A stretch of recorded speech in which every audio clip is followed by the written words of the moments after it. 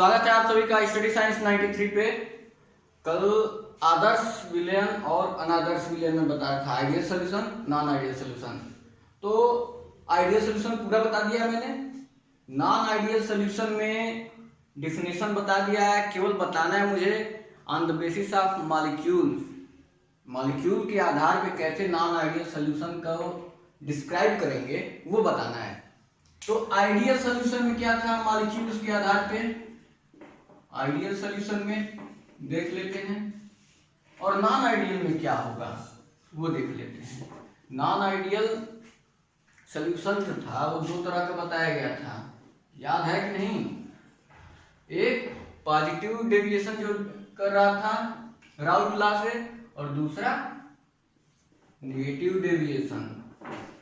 दो तरह का नॉन आइडियल भी बताया गया था। अब मॉलिक्यूल के आधार पे मैं बता रहा हूँ, मॉलिक्यूलर थ्योरी के आधार पे होता क्या है। आइडियल सोल्यूशन में अगर कोई सोल्यूशन है जिसमें सोल्यूट है, सोल्यूट ऐसे ही समझा दे रहे हैं, ए टाइप के मॉलिक्यूल हैं और ए टाइप के, और दूसरा क्या है बी टाइप का मॉलिक्यूल है। और जब ये दोनों मिल रहे हैं तो बन रहा है क्या, ए बी टाइप का मॉलिक्यूल। तीन तरह के मॉलिक्यूल बन रहे हैं, तीन तरह के मॉलिक्यूल बन रहे हैं। अगर ए टाइप के मॉलिक्यूल की एनर्जी, बी टाइप के मॉलिक्यूल की एनर्जी और ए बी टाइप के मॉलिक्यूल की एनर्जी तीनों सेम है, तीनों सेम है। मतलब कि जितनी ए की है, जितनी बी की है, उतनी ही ए बी की भी है। अगर एनर्जी उतनी एनर्जी ए बी की भी है, मतलब विलेय और विलायक की भी एनर्जी उतनी ही है। ये विलेय और एक विलायक जब दोनों मिले हैं तो उसकी एनर्जी अगर सेम है तो उसको बोलेंगे आइडियल सोल्यूशन।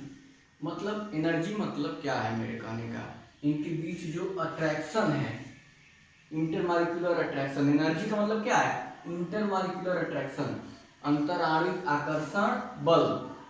जितना इसमें है उतना ही अंतराणिक आकर्षण बल इसमें भी हो, और उतना ही इंटरमॉलिक्यूलर अट्रैक्शन फोर्स इसमें भी हो, तो कहेंगे कि आइडियल सोल्यूशन। ये तो आइडियल सोल्यूशन।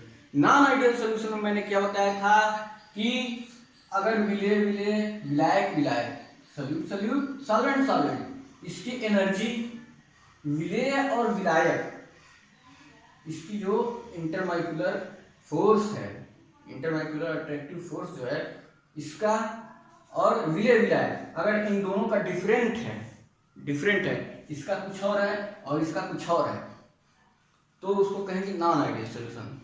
उसको क्या बोलेंगे, नॉन आइडियल सोल्यूशन। अब नॉन आइडियल सोल्यूशन में दो तरीके के होते हैं, एक जो पॉजिटिव डेविएशन शो करते हैं, दूसरा जो नेगेटिव डेविएशन शो करते हैं।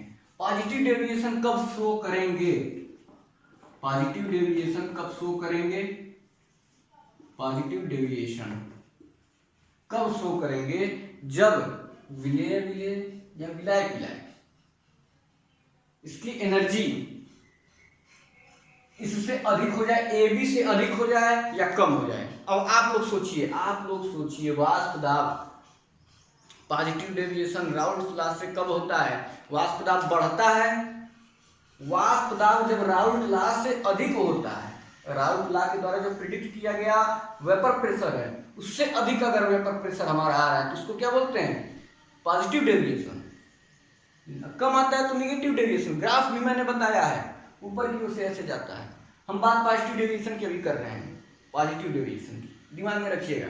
मतलब कि वाष्प दाब जो है, जो नॉर्मल एक राउल्ट लॉ के अनुसार जो आया है उससे अधिक आया वाष्प दाब। उससे अधिक वाष्प दाब कब आएगा, जब उससे अधिक वाष्प बनेगा, उससे अधिक वाष्प बनेगा, उस वाष्प के द्वारा जो द्रव पे दाब लगेगा वही तो वाष्प दाब होता है। वेपर प्रेशर वही ना होता है, द्रव है उससे जो वाष्प बना है, जो वेपर बना, वो वेपर जो लिक्विड है उसकी सतह पे दाब जो लगाता है वही वाष्प दाब है। तो जितना ज्यादा वेपर बनेगा उतना ही अधिक दाब लगाएगा, उतना ही अधिक प्रेशर लगाएगा लिक्विड पे।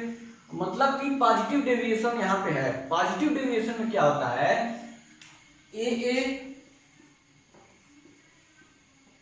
और बी इसका इंटरमॉलिक्यूलर अट्रैक्टिव फोर्स, और तीसरे वाले को बताइए ए बी, इसका अधिक होगा या फिर इसका अधिक होगा? आप लोग सोच के बताइए, इसका अधिक होगा या फिर इसका अधिक होगा? पॉजिटिव डेविएशन दिखाना है तो इंटरमॉलिक्यूलर फोर्स किसके बीच अधिक होना चाहिए? किसके बीच अधिक होना चाहिए? फोर्स जिसके बीच अधिक होगा वो टूटेगा नहीं, वो टूटेगा नहीं।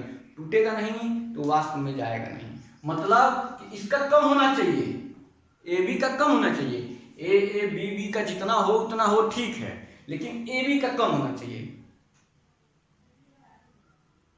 सही बोल रहा हूं मैं? ए बी का कम होगा अगर क्या intermolecular force, intermolecular attractive force अगर कम होगा, कम होगा, कम होगा तो क्या होगा? टूट जाएगा। ज्यादा होता तो नहीं टूटता।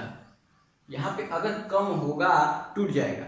मतलब कि ये तो वाष्प में जा ही रहे हैं, इससे भी पहले ये भी वाष्प में चले जा रहे हैं। जितना जाना चाहिए वाष्प में राउल्ट्स लॉ के हिसाब से उतना तो जा रहा है, लेकिन उसके बाद भी ये ए बी अट्रैक्टिव फोर्स इससे भी कम है। मतलब कि इससे पहले ये चला जा रहा है वाष्प में, जो ए बी बना हुआ है सोल्यूशन में। मतलब ये भी गया और ये भी चला गया वाष्प में। वाष्प की मात्रा अधिक हुई, वेपर प्रेशर अधिक पड़ा, तो वो पॉजिटिव डेविएशन शो किया। मतलब कि जो फोर्स है वो कम होगा, फोर्स कम होगा। ध्यान दीजिएगा, कंफ्यूज नहीं होना है, कंफ्यूज नहीं, दिमाग से सोचिए। फोर्स कम होगा टूट जाएगा, अधिक रहता पकड़ लेता, टूटने नहीं देता। कम होगा फोर्स टूट जाएगा। टूट जाएगा का मतलब क्या है कि मॉलिक्यूल घूमने लगेंगे वाष्प अवस्था में। तो जब ये तो घूम ही रहे थे और एक्स्ट्रा ये भी जब घूमने लगेंगे वाष्प अवस्था में तो वेपर अधिक होगा, और जब वेपर अधिक होगा तो लिक्विड पे प्रेशर अधिक लगाएगा, प्रेशर अधिक लगाएगा तो वो पॉजिटिव डेविएशन शो करेगा। इसी का उल्टा निगेटिव डेविएशन में क्या होता है? निगेटिव डेविएशन क्या होगा? ए आप लोग बताइएगा, बी बी। अब ऐसे मेरा सुन के नहीं, दिमाग में थियरी भी चलनी चाहिए कि आखिर क्यों, जो भी होगा कम होगा ज्यादा होगा तो क्यों होगा, दिमाग में सोचना। ये क्या होगा? ए बी अधिक होगा, इनके बीच ए बी के बीच इंटरमॉलिक्यूलर अट्रैक्टिव फोर्स अधिक होगा या कम होगा? यहाँ पे क्या था? कम था। यहाँ पे क्या होगा कि निगेटिव डेविएशन का मतलब क्या है कि जो वाष्प दाब प्रिडिक्ट किया गया है राउल्ट लॉ से, जो भी वेपर प्रेशर प्रिडिक्ट किया गया है, माना गया है राउल्ट लॉ से, उससे कम आना चाहिए। उससे कम कब आएगा कि ये तो वेपर प्रेशर में जाएगा ही जाएगा। ये अगर न टूटे, ये ए बी वाला अगर न टूटे, ये टूटे लेकिन ए बी वाला न टूटे तो कम वाष्प बनेगा। ए बी वाला टूट जा रहा था तो ये भी वाष्प बन रहा था और ये भी वाष्प बन जा रहा था। लेकिन अगर ये टूटे लेकिन ये वाला ना टूटे, मतलब कि वाष्प जितना इसमें बन रहा था उससे भी कम इसमें बन रहा है, ये टूटे ही नहीं रहा है, मतलब इसमें अट्रैक्शन फोर्स अधिक है तो ये वाला टूटेगा नहीं, तो वाष्प केवल यही बनेगा, ये वाला वाष्प बनेगा नहीं। मतलब कि ये क्या है? कम तो वाष्प बनेगा, वाष्प कम बनेगा, ये टूटेगा नहीं तो कम वाष्प बनेगा। इसका मतलब कि उस जो लिक्विड के सरफेस पे प्रेशर कम पड़ेगा वेपर के द्वारा, और वेपर के द्वारा प्रेशर कम पड़ेगा तो वाष्प दाब कम होगा और निगेटिव डेविएशन दिखाएगा। मॉलिक्यूल की ये थियरी है। तो क्या होगा? इसका जो है इंटरमॉलिक्यूलर अट्रैक्टिव फोर्स अधिक होगा, इसमें क्या होगा? कम होगा, ए बी वाले में। क्लियर है? मॉलिक्यूलर थ्योरी दिमाग में घुस जाना चाहिए, इतनी आसान तरीके से कोई नहीं बताएगा। सोचिए, ए है, पूरा ए है, बी है, वेपर ये तो जा ही रहे हैं, लेकिन ए बी जो इसमें बने हुए हैं वो भी एक्स्ट्रा वेपर बना रहे हैं तो पॉजिटिव डेविएशन। ए बी नहीं बना रहे हैं, एक्स्ट्रा नहीं बन रहा है, ए बी उसी में है तो कम आ रहा है तो नेगेटिव डेविएशन। दिमाग में होना चाहिए, ये थियरी कंसेप्ट दिमाग में होना चाहिए, रटने की कोशिश मत करिएगा, आसान भी है। इसके बाद से ये तो हो गया मॉलिक्यूल के आधार पर जो भी है नॉन आइडियल का डिफिनेशन या फिर थियरी जो भी हो गया। इसके बाद से दिया हुआ है एग्जाम्पल दिया हुआ है। एग्जाम्पल मुझे नहीं लगता बताने की जरूरत है, पढ़ लीजिएगा। एग्जाम्पल एक एग्जाम्पल दिया है और क्या दिया है, वही हाइड्रोजन बॉन्ड वाली एग्जांपल दी हुई है। कह रहा है पहला वाले एग्जांपल में दिया है कि दो अणु हैं उनको मिलाया गया, हाइड्रोजन बॉन्ड कमजोर पड़ गया। जैसे एथेनॉल लिया हुआ है, पता नहीं एथेनॉल ही है नहीं, मैं तो ठीक से देख नहीं रहा अभी, एथेनॉल ही तो है। एथेनॉल लिया गया है और एसीटोन का मिश्रण लिया गया है। आप लोग जानते हैं जो भी पढ़े होंगे हाइड्रोजन बॉन्ड के बारे में, एथेनॉल के मॉलिक्यूल में हाइड्रोजन बॉन्डिंग होती है।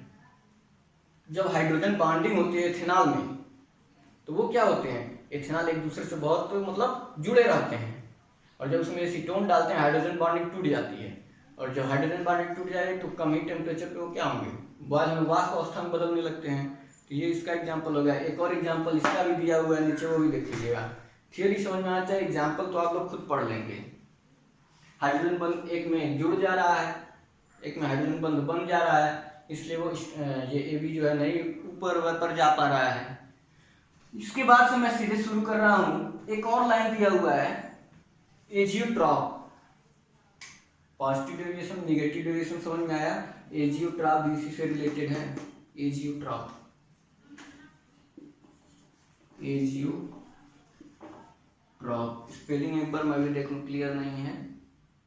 एजियोट्रॉप सही है। एजियोट्रॉप्स होते क्या हैं, दो लिक्विड ले लें, ये दो द्रव का मिश्रण होता है एजियोट्रॉप्स। बहुत ही आसान है, बहुत आसान। जिसको ये समझ में आ गया वो एजियोट्रॉप समझ लेगा। हिंदी में बोलते हैं स्थिर, क्या बोलते हैं, स्थिर क्वाथी। स्थिर क्वाथी हिंदी में बोलते हैं। हिंदी में क्या बोलते हैं, स्थिर क्वाथी। स्थिर क्वाथी नाम से ही लग रहा है, क्वाथी क्वथनांक सेम होना चाहिए, क्वथनांक स्थिर होना चाहिए, कांस्टेंट होना चाहिए, स्थिर क्वाथी, इसी से समझ में आएगा। एजियोट्रॉप होता क्या है कि एजियोट्रॉप जो होते हैं दो द्रवों के मिश्रण होते हैं, दो लिक्विड एक दूसरे में मिक्स होते हैं, और ऐसे मिक्स होते हैं कि उनको हम अलग नहीं कर सकते, उनका सेम टेम्परेचर, ऐसे दो लिक्विड जिनका बॉइलिंग पॉइंट सेम, जिनका बॉइलिंग पॉइंट सेम हो, उसको मिला दें, तो ऐसे द्रव को कहते हैं, ऐसे मिश्रण को कहते हैं एजियोट्रॉप। अब ऐसा क्यों करते हैं, ऐसा क्यों करते हैं, ऐसा इसलिए करते हैं, स्थिर क्वाथी इसलिए कहा गया है कि जब इन दोनों को मिला देते हैं, दोनों द्रव को जिसका सेम बॉइलिंग पॉइंट है, मिला देते हैं, तो उसके बाद जब इसका प्रभाजी आसवन करते हैं, जब भी इसका डिस्टिलेशन करते हैं, तो होता क्या है, ये अलग नहीं, प्रभाजी आसवन आप लोग पढ़े होंगे। प्रभाजी आसवन में क्या होता है, अलग अलग टेम्परेचर पे अलग अलग जो भी होते हैं अवयव वो इकट्ठा हो जाते हैं। जिसका क्वथनांक 80 होता है वो 80 वाले खाने में चला जाता है, जिसका क्वथनांक 90 होता है वो अवयव 90 वाले में चला जाता है, जिसका क्वथनांक 70 होता है वो 70 वाले में चला जाता है। प्रभाजी आसवन जो लोग पढ़े होंगे उनको पता होगा, कॉलम की तरह इस तरह से प्रभाजी आसवन के लिए था, यहाँ पे टेम्परेचर बना हुआ था, खाना 70 वाले में 70 वाला चला जाता था, 80 वाले में 80 वाला। तो इतना मैं ज्यादा नहीं बताऊंगा, लेकिन प्रभाजी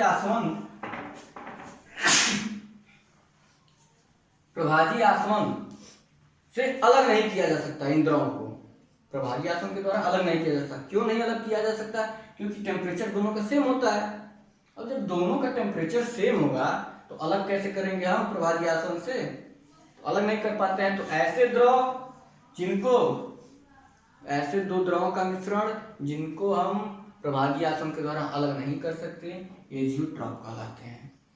और ये भी पता चल गया कि जो एजियोट्रॉप होते हैं या स्थिर क्वाथी होते हैं उनके क्वथनांक सेम होते हैं।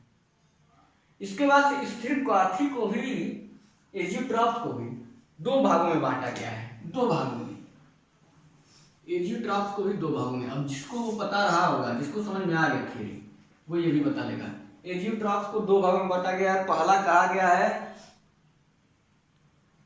मिनिमम बॉइलिंग एजियोट्रॉप, पहले को कहा गया मिनिमम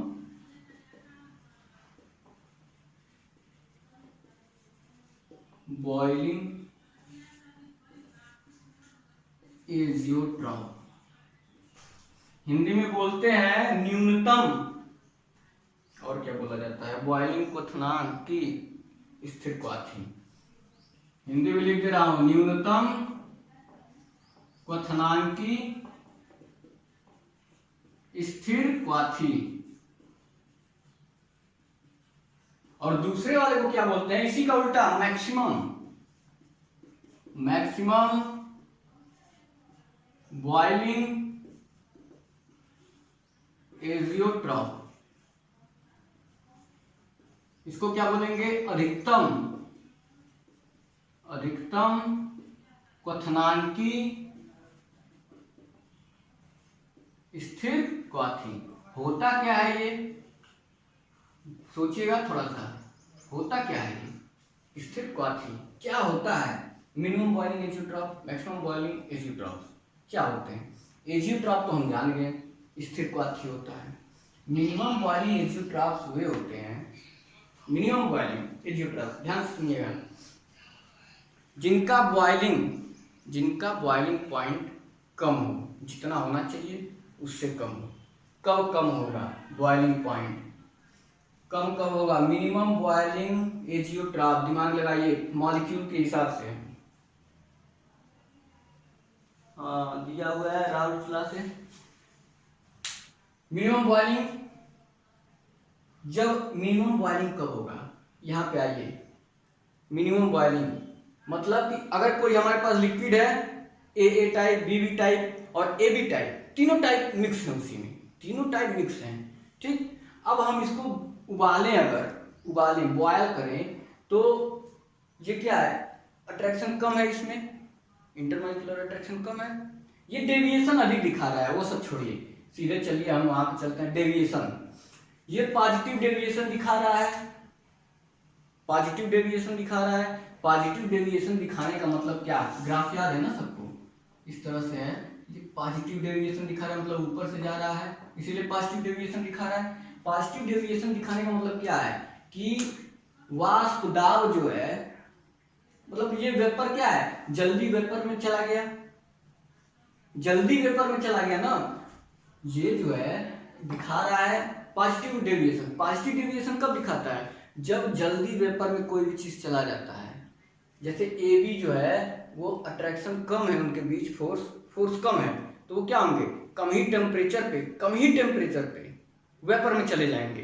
ध्यान दीजिएगा, अगर हमारे पास ऐसा सोल्यूशन है ए बी, जिसका ए बी है उसके बीच इंटरमॉलिक्यूलर अट्रैक्टिव फोर्स कम है तो थोड़ी सी एनर्जी देंगे, थोड़ा सा उष्मा लगाएंगे, वो अलग होकर के बॉयल होने लगेगा, होगा, वीक फोर्स है, बॉयल होगा।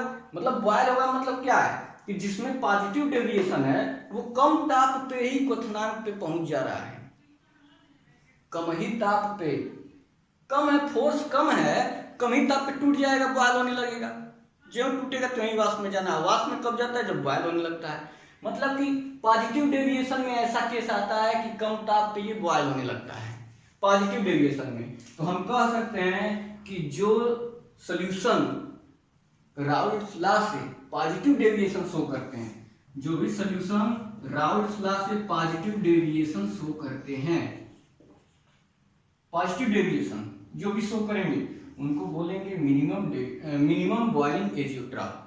समझ में आया, फिर से सुनिए, मिनिमम बॉइलिंग एजियोट्रॉप का मतलब क्या है कि ऐसा सॉल्यूशन जिसका बॉइलिंग पॉइंट मिनिमम हो जाए, ऐसा सॉल्यूशन जिसका बॉइलिंग पॉइंट मिनिमम हो जाए। मिनिमम कब होगा, जब ए बी के बीच जो फोर्स है वो कम होगा, तभी कम ही ताप पे बॉयल होने लगेगा।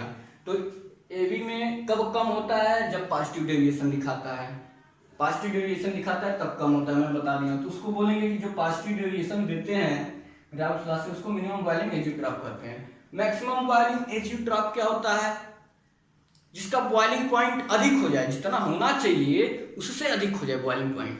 अब देखिएगा इस वाले केस में क्या होता है कि ये जो है टूटता नहीं है, जिसपे टूटना चाहिए, जिसपे ये दोनों टूट जाते हैं, ये दोनों जिसपे भी टूट जाते हैं उस पे ये नहीं टूटता है। इसको तोड़ने के लिए, क्योंकि इसके बीच फोर्स अधिक है, इसको तोड़ने के लिए हमें अलग से और टेम्परेचर लगाना पड़ेगा। ध्यान दीजिएगा, इसको तोड़ने के लिए अलग से टेम्परेचर लगाना पड़ेगा। मतलब हम कह सकते हैं कि अगर इसको बॉइलिंग पॉइंट तक पहुंचाया जाए तो हमें टेम्परेचर बढ़ाना पड़ेगा, इसको तोड़ने के लिए बढ़ाना पड़ेगा। इसका मतलब क्या है कि ये निगेटिव डेविएशन शो कर रहा है और इसके हिसाब से हम कह सकते हैं कि जो निगेटिव डेविएशन शो करते हैं, जो निगेटिव डेविएशन शो करते हैं उनको कहा जाता है अधिकतम या मैक्सिमम बॉइलिंग एजियोट्रॉप। किसी को कोई कंफ्यूजन? मॉलिक्यूल के आधार पर मैंने पॉजिटिव डेविएशन बता दिया, निगेटिव डेविएशन बता दिया। फिर स्थिर क्वाथी क्या होता है? दो द्रव का मिश्रण जिनका क्वथनांक सेम हो, प्रभाजी आसवन से फ्रैक्शनल डिस्टिलेशन जिसको बोलते हैं, प्रभाजी आसवन फ्रैक्शनल डिस्टिलेशन से अलग ना हो, ऐसे लिक्विड। मिनिमम बॉइलिंग एजियोट्रॉप जो पॉजिटिव डेविएशन शो करते हैं, मैक्सिमम बॉइलिंग एजियोट्रॉप जो निगेटिव डेविएशन शो करते हैं। क्यों? उसका भी मैंने बता दिया है, क्यों वहां से बता दिया है। ये तो हो गया इतना। कुछ एग्जाम्पल भी एक दो दिए हुए हैं, देख लीजिएगा आप लोग। तो ये तो हो गया नॉन आइडियल सोल्यूशन, पूरा चिट्ठा मैंने खोल दिया नॉन आइडियल सोल्यूशन का। इससे ज्यादा कहीं किताब में है नहीं, ग्राफ बता दिया है, सब कुछ बता दिया नॉन आइडियल सोल्यूशन में। अब आगे है एक पॉइंट नहीं, अब एक चीज शुरू है, काफी इंपॉर्टेंट है, वो अक्सर एग्जाम में आता है। दिया हुआ कोलिगेटिव प्रॉपर्टी, अणुसंख्य गुण। क्या होता है अणुसंख्य गुण? नाम से ही मैं बता दूंगा क्या होता है, डिफिनेशन में नाम से ही बताऊंगा उसका। कोलिगेटिव प्रॉपर्टी को बोलते हैं हिंदी में अणुसंख्य गुण। अणुसंख्य गुण तोड़ लीजिए, मतलब ऐसे सॉल्यूशन जिनका गुण किस पे डिपेंड हो? अणुओं की संख्या पे। सॉल्यूशन के बारे में पढ़ रहे हैं और क्या पढ़ रहे हैं? कोलिगेटिव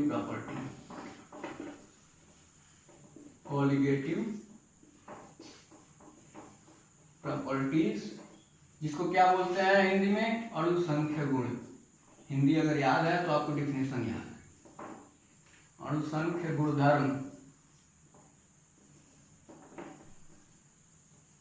किसी भी सॉल्यूशन का ऐसा गुणधर्म या फिर कोई भी सॉल्यूशन का ऐसा प्रॉपर्टी जो डिपेंड करे किस पे?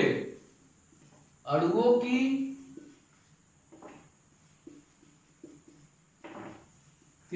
संख्या पे, उसके नेचर पे ना डिपेंड करे। विलेय जो हम डाल रहे हैं किसी भी सॉल्यूशन में, उसके नेचर पे, वो कैसा है, ध्रुवीय है, अध्रुवीय है, वाष्पशील है या फिर इलेक्ट्रोलाइट है या कैसा है, उसके नेचर पे नहीं डिपेंड करे। कितना है अमाउंट, उस पे डिपेंड करे। उस पे अगर डिपेंड करता है तो उसको बोलते हैं, ऐसे जो भी सॉल्यूशंस के गुणधर्म होते हैं, ऐसे गुणधर्म को बोलते हैं अणुसंख्य गुण या फिर कोलिगेटिव प्रॉपर्टी। क्लियर है? कोलिगेटिव प्रॉपर्टी में दिया क्या है यहाँ पे? यही चीज दिया है कि जो वाष्प दाब का अवनमन है उससे रिलेटेड कुछ प्रॉपर्टीज हैं, उसी अवनमन से रिलेटेड जो भी vapour pressure, lowering of vapour pressure जो अभी हम लोग कर रहे थे, सॉलिड डाल रहे थे तो वेपर प्रेशर क्या हो रहा था? घट जा रहा था। उसी से रिलेटेड कुछ प्रॉपर्टीज है सॉल्यूशन के, कुछ प्रॉपर्टीज हैं। 4 तरह के प्रॉपर्टीज हैं, 4 तरह के प्रॉपर्टीज हैं। पहला क्या है? पहला प्रॉपर्टी जिसको अभी पढ़ेंगे हम लोग तुरंत, वो है लोअरिंग ऑफ वेपर प्रेशर।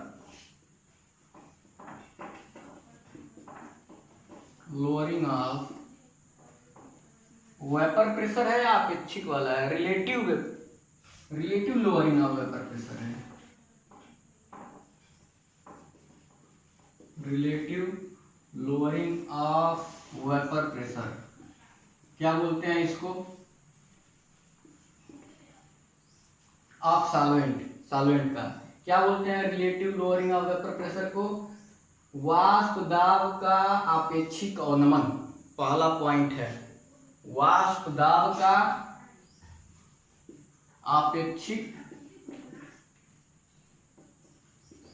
अवनमन। अवनमन का मतलब क्या होता है? लोअरिंग, गिरना। अवनमन किसका? वाष्प दाब का आपेक्षिक अवनमन पहला है। जब भी कोई सॉल्यूट डालते हैं किसी भी लिक्विड में तो उसका वेपर प्रेशर क्या होता है? गिर जाता है, कम हो जाता है। उससे रिलेटेड 4 प्रॉपर्टीज होती हैं। चारों प्रॉपर्टीज में से पहली प्रॉपर्टी ये हो गई। दूसरी प्रॉपर्टी क्या है? दूसरी प्रॉपर्टी है elevation of boiling point. Elevation मतलब उन्नयन, बढ़ाना, बॉइलिंग पॉइंट का बढ़ाना, जिसे इलेवेशन बोलते हैं। दूसरा पॉइंट है इलेवेशन ऑफ बॉइलिंग पॉइंट, क्वथनांक का उन्नयन। इलेवेशन ऑफ बॉइलिंग पॉइंट, क्वथनांक का उन्नयन। तीसरा पॉइंट क्या है? तीसरा पॉइंट है हिमांक का अवनमन। हिमांक का, जैसे यहाँ पे कम हो रहा था वेपर प्रेशर, वैसे ही हिमांक जो फ्रीजिंग पॉइंट है वो भी कम हो जाता है। Depression of freezing point, depression of freezing point. हिमांक का अवनमन, अवनमन दो है, एक तो वाष्प दाब का अवनमन, दूसरा हिमांक का अवनमन, क्वथनांक का उन्नयन। और चौथी प्रॉपर्टी क्या है? चौथी property osmotic pressure. Osmotic pressure, osmotic pressure. ये 4 कॉलिगेटिव प्रॉपर्टी है किसी भी सॉल्यूशन के लिए, जिसमें सॉल्वेंट है और उसमें कोई सॉलिड हम डाल रहे हैं, कोई भी सॉलिड डाल रहे हैं तो उसका वाष्प दाब कम हो जाता है। इससे रिलेटेड, वाष्प दाब कम होने से रिलेटेड 4 अणुसंख्य गुण हैं। 4 अणुसंख्य गुण कौन कौन से हैं मैंने बता दिया। ऑस्मोटिक प्रेशर को क्या बोलते हैं हिंदी में? मैं भूल गया क्या? ऑस्मोटिक प्रेशर को बोलते हैं हिंदी में परासरण दाब। इसको बोलते हैं परासरण दाब, ऑस्मोटिक प्रेशर। अब मैंने ये भी बता दिया अणुसंख्य गुण किसे कहते हैं। अणुसंख्य गुण किसे कहते हैं? किसी भी विलयन में उपस्थित अणुओं की संख्या, कुल अणुओं की संख्या, या फिर विलय के अणुओं की संख्या, इसका जो आपेक्षिक अनुपात होता है, अनुपात, उसी को कहते हैं अणुसंख्य गुणधर्म। या फिर हम सीधे बोल सकते हैं अणुओं की संख्या पे अगर कोई भी सॉल्यूशन डिपेंड करता है तो हम बोलते हैं कि ये अणुसंख्य गुण है। ये भी अणुओं की संख्या पे डिपेंड करेगा, प्रॉपर्टी पे नहीं डिपेंड करेगा। सॉल्यूट के, सॉल्यूट कितने हैं, नंबर ऑफ सॉल्यूट पे डिपेंड करेंगे। चारों जो दिया हुआ नंबर ऑफ सॉल्यूट पे डिपेंड करेंगे, चारों की प्रॉपर्टी। तो ये कॉलिगेटिव प्रॉपर्टी है। मैं एक बार पढ़ देता हूं शब्दों में क्या लिखा हुआ है। इसमें लिखा हुआ है कि ऐसे गुण जो विलय में उपस्थित कुल कणों की संख्या और विलय के कणों की संख्या के अनुपात पर निर्भर होते हैं। वही चीज कणों की संख्या पर निर्भर होते हैं, वो अणुसंख्य गुण कहलाते हैं। अब इसके बाद से मैं चलता हूँ पहला पॉइंट, वाष्प दाब का अपेक्षिक अवनमन। सब लोग पढ़ चुके हैं वाष्प दाब। जब से ये चैप्टर शुरू हुआ है तब से केवल वाष्प दाब ही तो पढ़ रहे हैं। फिर वाष्प दाब, मुझे लगता है अभी आगे भी वाष्प दाब है, तो वाष्प दाब के बारे में चलिए पढ़ते हैं। वाष्प दाब होता क्या है ये तो मैंने बता दिया, रटा दिया, कितने दिनों से चल रहा है वाष्प दाब। अब होता क्या है, lowering, relative lowering of vapour pressure. वही चीज फिर कहानी पुरानी। कोई भी ले लिए, कोई विलायक लिए, विलय सॉलिड है घोल दिए, विलायक वाष्पशील है, विलय जो है अवाष्पशील है, घोल दिए। जब घोलेंगे तो पहले विलायक का क्या है, पहले विलायक का वेपर प्रेशर कुछ और था, जब घोल दिए विलयन बन गया तो विलयन का वेपर प्रेशर पहले से क्या होगा, ज्यादा होगा या कम होगा? कम हो जाएगा। शुरू से ही बता रहा हूँ, विलायक का जो होगा वो शुद्ध विलायक है, इसका वेपर प्रेशर अधिक होगा। लेकिन जब कुछ घोल देते हैं तो सरफेस पहले जितना वाष्प बनना था, जो घोलते हैं सॉलिड, वो सरफेस पे आकर के उसकी जगह ऑक्यूपाई कर लेता है। जो उसकी जगह ऑक्यूपाई कर लेगा, छेक लेता है, तो क्या होता है, वो वहां से वेपर नहीं निकल पाता है, तो एरिया कम हो जाता है, तो वेपर कम निकलता है, वेपर प्रेशर कम होता है, वेपर प्रेशर कम हो जाता है जब सॉलिड डालते हैं। वही चीज है। तो यहाँ पे सीधे चल गया है थियरी नहीं, सीधे अब कैलकुलेशन किया गया है। कहा क्या गया है कि कोई सॉल्वेंट है, कोई भी सॉल्वेंट, उसका वेपर प्रेशर मान लिया गया कि कितना माना है, P1 या P1 नॉट? मुझे लगता है P1 नॉट माना है क्या, P1 नॉट मान लिया गया है किसी भी सॉल्वेंट का vapour pressure, vapour pressure of solvent. अगर हम मान लें कोई सॉल्वेंट है, कोई भी सॉल्वेंट, कोई सॉल्वेंट है, सॉल्वेंट, इसका वेपर प्रेशर मान लेते हैं P है या P1 है, P1 नहीं, प्योर सॉल्वेंट है, प्योर सॉल्वेंट है तो P1 नॉट। मैंने शुरू से ही बता रहा है, प्रोपोर्शनलिटी कांस्टेंट जब हटा रहे थे तो P1 नॉट आ रहा था राउल्स लॉ में, तो P1 नॉट मान लेते हैं, कोई प्योर सॉल्वेंट है, उसका वाष्प दाब है। अब इसमें हम क्या करेंगे, कोई सॉलिड डालते हैं जो नॉन वोलेटाइल है, तो ये सॉल्यूशन बन जाता है, सॉल्यूशन बन जाएगा। जब हम कोई सॉल्यूट डाल देंगे तो बनेगा, सॉल्यूट डाल देंगे और वाष्प दाब क्या होगा, वेपर प्रेशर क्या होगा, मान लेते हैं वेपर प्रेशर सॉल्यूशन का, vapour pressure of solution P1 हो जाता है, P1 हो जाता है vapour pressure of solution. P1 क्या होगा, घटेगा, जब सॉलिड डालेंगे तो सॉल्यूशन का वेपर प्रेशर घट जाएगा। मतलब क्या है कि जो P1 है वो कम है, वो कम है, और जो शुद्ध विलायक का P1 नॉट है वो ज्यादा है। इसका मतलब तो यही है ना जो कह रहा है कि अगर हम मान लेते हैं सॉल्वेंट का P1 नॉट और सॉल्यूशन का P1, तो कौन ज्यादा होगा, सॉल्वेंट वाला ज्यादा होगा, सॉल्वेंट वाला ज्यादा होगा। अब कह रहा है कि हम जानते हैं राउल्स लॉ से कि P1 जो है, P1 ये प्रोपोर्शनल किसके होता है, Chi1 के। जो भी इसमें मोल घुले हुए हैं, विलायक के जितने भी मोल हैं, विलायक के जितने भी मोल हैं उस पर डिपेंड करेगा P1 किस पे डिपेंड करेगा, जो मोल फ्रैक्शन है उस पे। ये सब पुरानी चीजें हैं, कितनी बार कोई बताया। तो यहाँ से हम लिख सकते हैं P1 है, ये बराबर होगा P1 नॉट इंटू Chi1 के। इतना तो हम जानते हैं, इतना तो राउल्स लॉ से हम जानते हैं। इसके बाद से कह रहा है कि चेंज इन वेपर प्रेशर क्या होगा, शुद्ध विलायक से विलयन अगर कोई बन रहा है, ध्यान से सुनिएगा, शुद्ध विलायक से कोई विलयन बन रहा है तो वेपर प्रेशर में चेंज मतलब डेल्टा P, वेपर प्रेशर में change in vapour pressure, change in vapour pressure, vapour pressure में चेंज कितना होगा, कितना चेंज होगा, ज्यादा कौन है, P1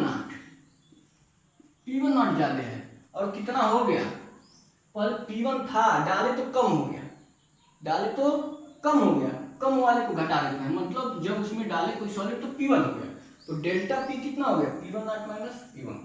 भूलिएगा नहीं, यही तो मेन है, यही लाइन तो मेन है।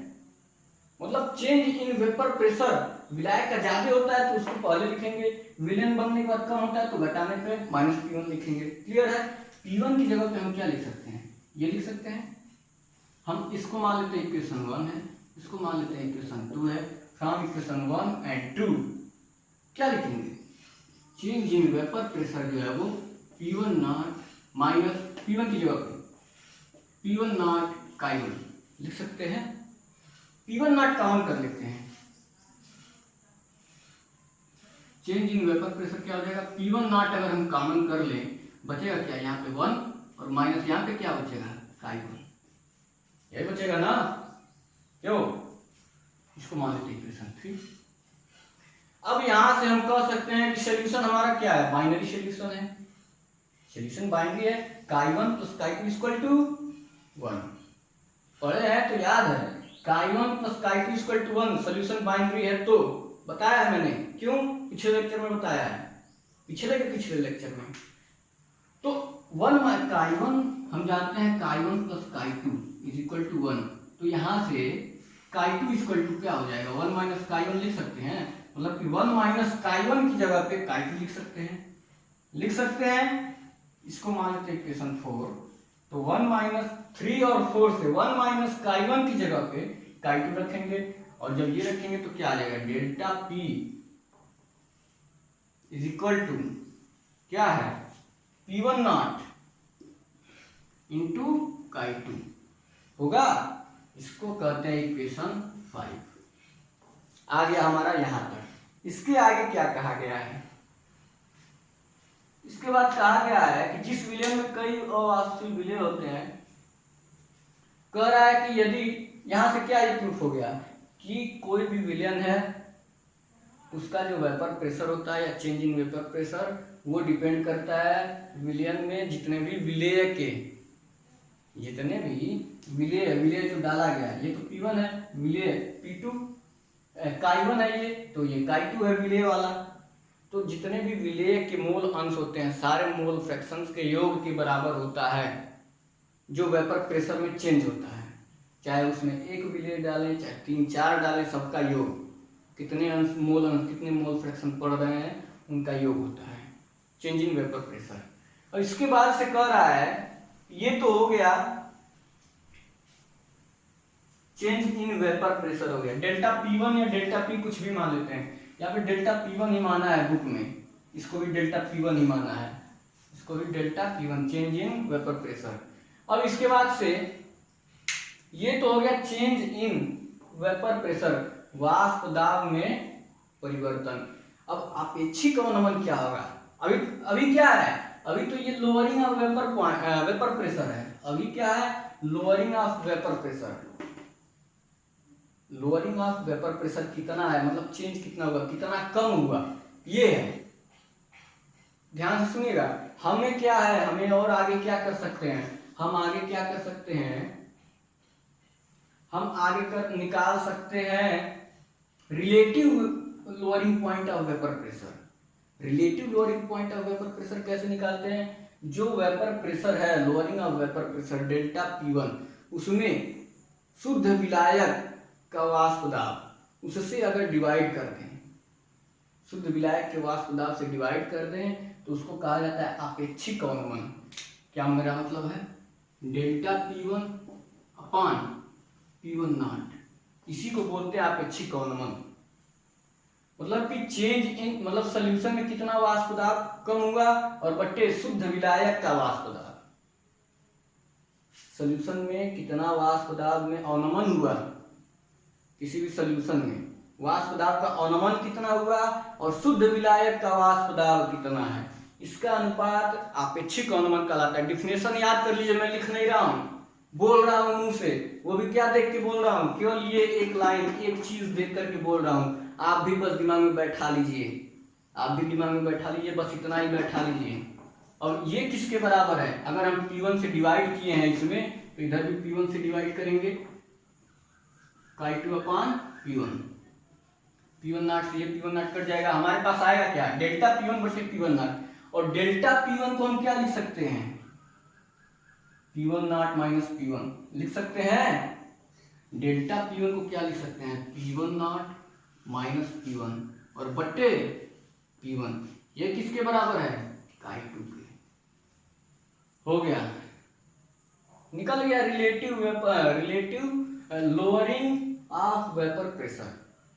Relative lowering of vapour pressure क्या होता है? कितना लोअरिंग हुआ वेपर प्रेशर में बट्टे प्योर सॉल्वेंट जो होता है, प्योर सॉल्वेंट, इसका कितना वेपर प्रेशर है, इसका कितना वेपर प्रेशर है, यही होता है relative lowering point of vapour pressure. Clear है? चाहे जितना भी चेंज हुआ हो और शुद्ध विलायक का जितना हो, ये किसके बराबर है? काई2 के। और काई2 को क्या लिख सकते हैं?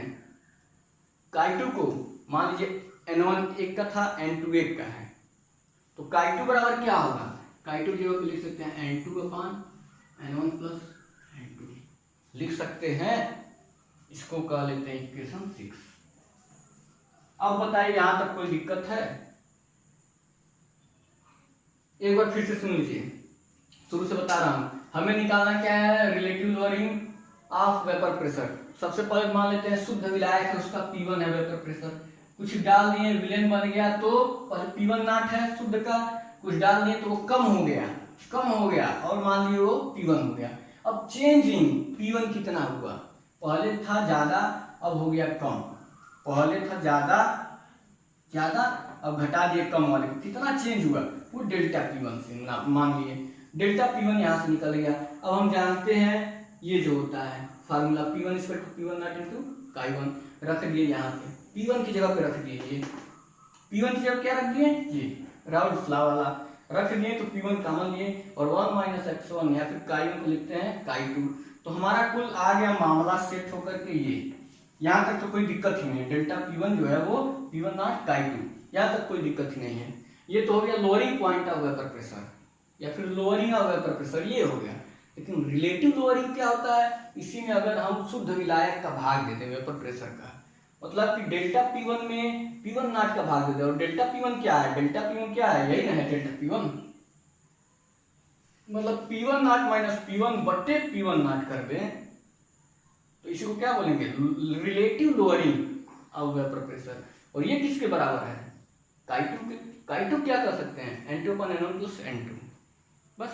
और इसके बाद से क्या करें हम, एक लाइन और है, सवाल आता है इस पे, इसको और हम थोड़ा सा सॉल्व कर लें, थोड़ा सा और सॉल्व कर लें। कहाँ लिखें, ये थोड़ा सा और अगर हम सॉल्व कर लें इसको, तो अभी तक जो हम पढ़ते आ रहे हैं, पिछली बार भी ऐसे ही सॉल्व किए थे।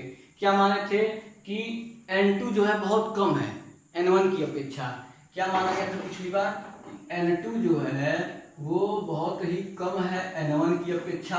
तो हम लिखते थे इस तरह से, इधर वाला तो यही रहेगा P1 not minus P1 upon P1 not relative vapour pressure, और ये बराबर हो जाएगा N2 रहेगा ऊपर और N2 बहुत कम है तो मान लेंगे N1 के बराबर है। ये N2 को हटा देंगे, बहुत कम है तो हटा दिए, N1 को रख दिए नीचे। ऐसा हम लोग पिछली बार भी कर चुके हैं, कई बार कर चुके हैं। जो ये पहली बार देख रहे हैं इस चैनल को वो सब्सक्राइब कर लें, वीडियो अगर ठीक ठाक लगे तो लाइक भी कर लें और शेयर भी कर दें अपने दोस्तों से, ताकि वो लोग भी पढ़ते रहें। और अभी अगर ये पहला लेक्चर आप देख रहे हैं तो मेरे ख्याल से 15 लेक्चर हो चुका है, पहला चैप्टर खत्म हो चुका, दूसरे चैप्टर का ये 6वां या 7वां लेक्चर है। तो शुरू से यहाँ पे सारी चीजें मिलेंगी इसी चैनल पे, क्लास 12 की सारी चीजें, जितना भी पढ़ाया जाएगा टॉपिक वाइज चैप्टर वाइज एक एक चीज लाइन से मिलता चला जाएगा। आप लोग सब्सक्राइब करिए, रोज एक एक वीडियो देखते रहिए। 15 वीडियो हो चुका है, जितना होगा उतना बनाया जाएगा, लेकिन आराम से जैसे क्लास में बैठ के पढ़ते हैं वैसे ही घर पे बैठ के आप पढ़ सकते हैं। किताब भी देखते रहिएगा, ये नहीं कि अब चैनल देखें वीडियो देख लिए बंद किए हो गया। वीडियो देखने के बाद एक बार किताब सरसरी निगाह देख लीजिए, कुछ छूटा तो नहीं है, मुझसे भी छूट सकता है, कुछ छूटा तो नहीं है। जब किताब देखेंगे तो मुझसे ज्यादा जो फ्रेंडली आप किताब से हो जाएंगे, और जब एक बार किताब से फ्रेंडली हो जाएंगे तो एक आध टॉपिक और छूट भी जाए आप चाहे तो खुद पढ़ सकते हैं किताब से। तो किताब से दोस्ती बनाइए आप लोग। अब यहाँ पे क्या हो गया, N2/N1। अब यहाँ पे हम लोग क्या लिख सकते हैं, N2 को क्या लिख सकते हैं, नंबर ऑफ मोल, ये भी है, ये भी नंबर ऑफ मोल्स है। N2 को लिख सकते हैं W2 पदार्थ की मात्रा बटे अणुभार M2, और N1 को क्या लिख सकते हैं, N1 को लिख सकते हैं W1 पहले वाले का मात्रा बटे M1, मॉलिक्यूलर मास लिख सकते हैं। और इधर क्या है, ये है P1 नॉट P1/P1 नॉट। इसको हम चाहे तो इस तरह से भी लिख सकते हैं, इसको इधर बदल देंगे तो क्या होगा, W2 बटे M1 अपान M2 और W1 इसके साथ, मतलब ये चला जाएगा इसके साथ, ये इसके साथ पलट जाता है, याद है ना, मैथ वाले जानते होंगे अच्छे तरीके से। ये हो जाएगा, मतलब हमारा फार्मूला जो है अगर इसको सॉल्व करके देखें तो फार्मूला हमारा ये बन गया P1 not minus P1 upon P1 not, ये इज इक्वल टू है W2 गुणे M1 बटे M2 गुणे W1। अब यहाँ पे W2 क्या है, N2 क्या था, N2 जो सल्यूट है, N1 क्या है, N1 जो सॉल्वेंट है। तो सल्यूट है ये, सल्यूट की मोलों की संख्या, तो W2 क्या है, सल्यूट के पदार्थ की मात्रा, और M2 क्या है, जो सल्यूट है उसका मोलर मास अणुभार कह सकते हैं वो M2, और W1 M1 क्या हो जाएगा, जो विलायक है उसका W1 पदार्थ की मात्रा, और M1 क्या है, उसका मोलर मास या फिर मॉलिक्यूलर वेट कह सकते हैं। तो यहां से हम कह सकते हैं कि अगर हमें इसमें से P1 नॉट, ये कोई भी इतने में से कोई एक टर्म गायब हो, बाकी सब हमको पता हो, इसमें से कोई एक टर्म न पता हो, M1 न पता हो, बाकी सब पता हो, तो M1 निकाल सकते हैं। इसीलिए हेडिंग में दिया है कि determination of molar mass, heading में ये भी दिया है, हेडिंग में कोलिगेटिव प्रॉपर्टी के बाद डिटर्मिनेशन ऑफ मोलर मास, मतलब कि हम इस फार्मूले से मोलर मास भी निकाल सकते हैं। अगर हमको ये पता है, ये दोनों पता है, तो इसका मोलर मास निकाल सकते हैं, या फिर ये सारे पता है तो M2 वाला मोलर मास निकाल सकते हैं। तो ये फार्मूला बन गया, आसान है। लोअरिंग ऑफ वेपर प्रेशर होता क्या है, डिफिनेशन सबको पता था, बस उसको मैंने अपनी भाषा में बताया। ये P1 नॉट है, ये सारे फार्मूला समझ में आ गया होगा, यहाँ तक तो आसान था। उसके बाद से क्या है, ये फार्मूले को थोड़ा सा और तोड़ा गया, और जब सवाल आता है तो इसी से रिलेटेड आता है। एक सवाल है, मैं तुरंत बोल रहा हूँ, सॉल्व नहीं करूंगा, सवाल में दिया हुआ है, मैं यहीं पे लिख रहा हूँ क्या क्या दिया है। टाइम कितना हुआ है, 45, बहुत ज्यादा टाइम हो गया है। सवाल में दिया हुआ है, कोई ताप है, शुद्ध बेंजीन का वाष्प दाब 0.850 बार है, शुद्ध benzene, pure benzene, pure benzene मतलब P1 नॉट दिया हुआ है 0.850 दिया है, और कह रहा है कि अवाष्पशील विद्युत नॉन वोलेटाइल सॉल्यूट है 0.5 ग्राम, मतलब कि W1 नहीं, W2 सॉल्यूट है 0.5 ग्राम, सॉल्यूट 0.5 ग्राम है।